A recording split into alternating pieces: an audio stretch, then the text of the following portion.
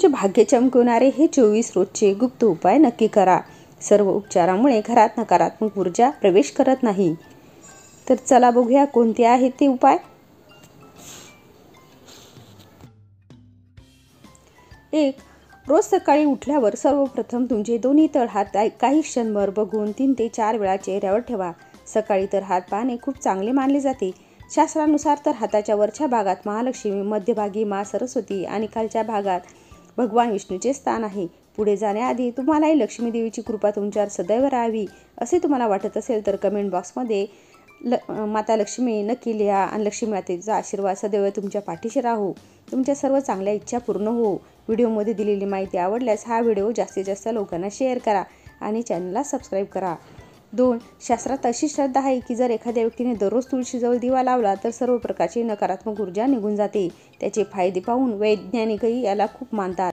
3. घरामध्ये थांबलेले घड्याळ ठेवणे अशुभ मानले जाते. थांबलेले घड्याळ तुमचे शुभ कार्य थांबवतील. त्यामुळे घरात एखादी खराब घड्याळ असल्यास ते ताबडतोब दुरुस्त करून घेण्याचा प्रयत्न करा, अन्यथा घराबाहेर फेकून द्या. 4. शिकार केलेले प्राण्याचे मुखवटे किंवा जंगली ओबडधोबड लाकडाची सिरेमिक वस्तू ठेवू नये. 5. घरामध्ये विनाकारण कटकट होत असेल तर हळद आणि गोमूत्र मिश्रित पाणी शिंपडावे आणि तरी फरक पडत नसेल तर 5 सुवासिनींना मानाबानाने दूध द्यावे. 6. ज्या झाडामधून चीक निघतो अशी झाडे घराभोवती लावू नये. 7. घरातून बाहेर निघताना किंवा दुकानातून निघताना रिकाम्या खिशाने जाऊ नये. 8. असे म्हणले जाते की मुलांना आंघोळीच्या पाण्यात मीठ टाकून आंघोळ घातली तर नजर लागत नाही. 9. पती पत्नीत वादविवाद होत असतील तर बेडरूममध्ये एका काचेच्या मध्ये खडा मीठ ठेवावे, त्यामुळे नकारात्मक ऊर्जा कमी होतील. 10. फरशी पुसताना पाण्यात थोडे मीठ, चिमूटभर हळद, गोमूत्र टाकून फरशी पुसल्याने घरात नकारात्मक ऊर्जा प्रवेश करत नाही. 11. तंत्रशास्त्रात मिठाचा खूप प्रभावी उपाय सांगितला आहे. एका काचेच्या कपात थोडे बीट घालून त्या 4-5 लवंगा ठेवल्याने लक्ष्मीची कृपा राहते. 12. देवाला नेहमी ताजी फुले अर्पण करावी, यामुळे देवी प्रसन्न होतात. आपल्याला देवांचा आशीर्वाद मिळतो. पूजेचा दुहेरी फायदा होतो. 13. देवाला सुकलेली शिळी कृत्रिम फुले अर्पण करू नये. फुले नेहमी देवाच्या मूर्तीला उलटी अर्पण करावी. 14. फुले अर्पण करताना नेहमी अंगठा, अनामिका, मधल्या बोटांचा वापर करावा. करंगळीचा वापर करू नये. चंपा फुलाच्या कळीशिवाय इतर कोणत्याही कळी देवाला अर्पण करू नये.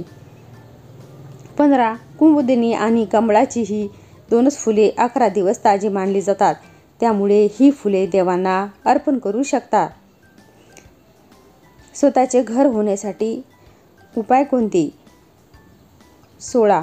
कोणत्याही जवळच्या श्री स्वामी समर्थ महाराजांच्या मंदिरात जाऊन किंवा मठामध्ये जाऊन नवरा आणि बायकोने एक नारळ ठेवावे आणि नारळ ठेवून प्रार्थना करावी की घर होण्यासाठी आमचे प्रयत्न सफल होऊ दे, कुठले अडथळे होऊ देऊ नको आणि घरी निघून जावे. ही गोष्ट कोणाला सांगू नये. प्रत्येक महिन्यात एक गुरुचरित्र पारायण करावे. संकल्प जोपर्यंत घर होत नाही तोपर्यंत.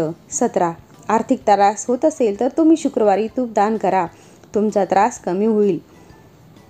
18. जर अपघाताची भीती वाटत असेल तर शुक्रवारी तांब्याच्या भांड्यात गूळ ठेवून त्याचे दान करा, तुमची भीती कमी होईल. पण या दोन्ही गोष्टी दान करताना तुम्हाला लक्ष्मीचा एखादा श्लोक किंवा मंत्र म्हणायचा आहे. 19. कधी पण थोरा मोठ्यांना नमस्कार करताना त्यांना विचारूनच करावा. 20. घरामध्ये खूप मोठ्याने भांडी वाजू देऊ नयेत, त्यामुळे घरात दोष निर्माण होतो, नकारात्मक ऊर्जा आकर्षित होते. 21. उंबरठ्यावर बसून गप्पा मारणे किंवा पैसे घेऊ नये आणि देऊ नये, त्यामुळे घरात लक्ष्मी टिकून राहत नाही.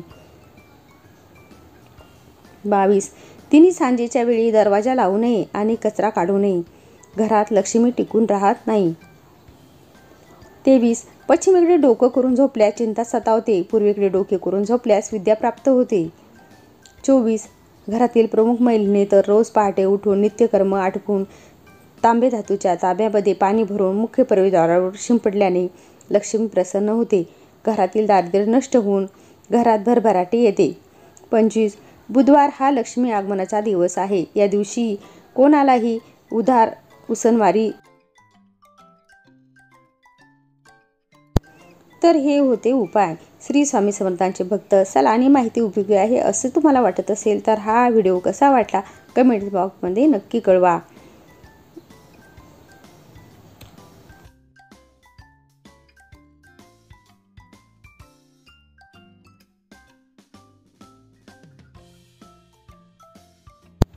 व्हिडिओ आवडल्यास लाईक, शेअर आणि चॅनलला सबस्क्राईब जरूर करा. पुन्हा भेटूया उद्या एका नवीन व्हिडिओसोबत. श्री स्वामी समर्थ.